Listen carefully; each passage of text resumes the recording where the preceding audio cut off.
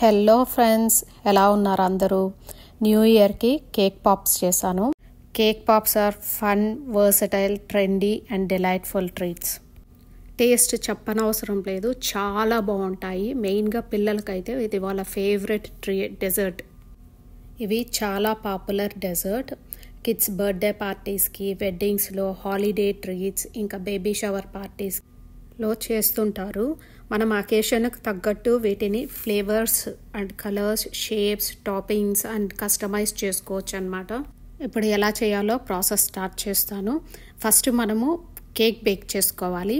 Cake మనము ఏ flavour అన్నా మన చాయిస్ అన్నమాట. ఏ ఫ్లేవర్ అయినా బేక్ చేసుకోవచ్చు. నేనైతే సింపుల్ వెనిలా కేక్ బేక్ చేస్తాను. వెనిలా కేక్ రెసిపీ మనకి ఈజీగా అవైలబుల్ ఉంటుంది నెట్లో, మీరు చూసుకోవచ్చు. కేక్ రెసిపీ పెట్టానంటే వీడియో లెంతీ అయిపోతుంది, అందుకనే కేక్ రెసిపీ పెట్టలేదు.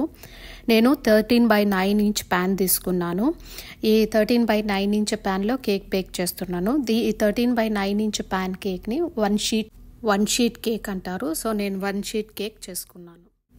కేక్ బేక్ అయింది, ఓవెన్ నుంచి తీసి బయట పెట్టాను. కేక్ కంప్లీట్గా కూల్ డౌన్ అయ్యే వరకు దీన్ని ఇలానే వదిలేయాలి. నేను హాఫ్ కేక్ మాత్రమే కేక్ పాప్స్కి యూస్ చేస్తున్నాను. సో హాఫ్ కేక్ కట్ చేసి సపరేట్ ప్లేట్లో తీసుకుంటున్నాను. కేక్ని చేత్తో కానీ లేదా ఫోర్క్తో కానీ ఇలా క్రంబుల్స్ చేసుకోవాలి, లంప్స్ లేకుండా చూసుకోవాలి. ఇప్పుడు దీనికి 1 or 2 స్పూన్స్ ఫ్రాస్టింగ్ యాడ్ చేసుకోవాలి. ఫ్రాస్టింగ్ మీ చాయిస్, ఏ ఫ్లేవర్ అయినా యూజ్ చేసుకోవచ్చు. నేనైతే vanilla flavour ready to use frosting use చేస్తున్నాను. మీరు ఫ్రాస్టింగ్ కూడా మీరే ప్రిపేర్ చేసి అది యూజ్ చేసుకోవచ్చు.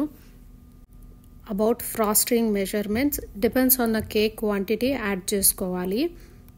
ఫ్రాస్టింగ్ యాడ్ చేసి బాగా మిక్స్ చేశాక మనకి cake and frosting mix consistency ఎలా ఉండాలంటే ప్రాపర్ బాల్ షేప్కి రావాలి. కన్సిస్టెన్సీ చూసుకొని కొంచెం కొంచెం యాడ్ చేసుకోండి. నాకైతే ఈ హాఫ్ షీట్ కేక్కి 1 స్పూన్ ఫ్రాస్టింగ్ సరిపోయింది.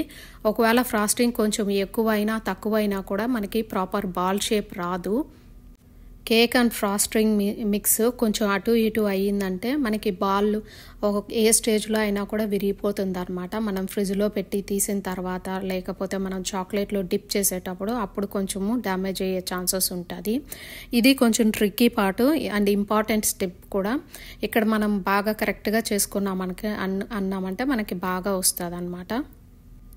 చూడండి, ఇట్లా ప్రాపర్గా బాల్ షేప్లో రావాలి. నాకైతే 1 స్పూన్ ఫ్రాస్టింగ్ కరెక్ట్గా సరిపోయింది. నేను తర్వాత ఏమీ యాడ్ చేయలేదు.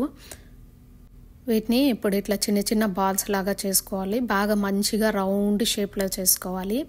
అండ్ సైజు కూడా చిన్నవిగానే చేసుకోండి, ఎందుకంటే ఇది కేక్, దాంట్లో మళ్ళీ ఫ్రాస్టింగ్ యాడ్ చేసినాము, దానిపైన మళ్ళీ చాక్లెట్ కోటింగ్ వేస్తాం కాబట్టి తినడానికి కూడా కొంచెం హెవీగా ఉంటుంది. సో స్మాల్గా ఉంటే సరిపోతుంది.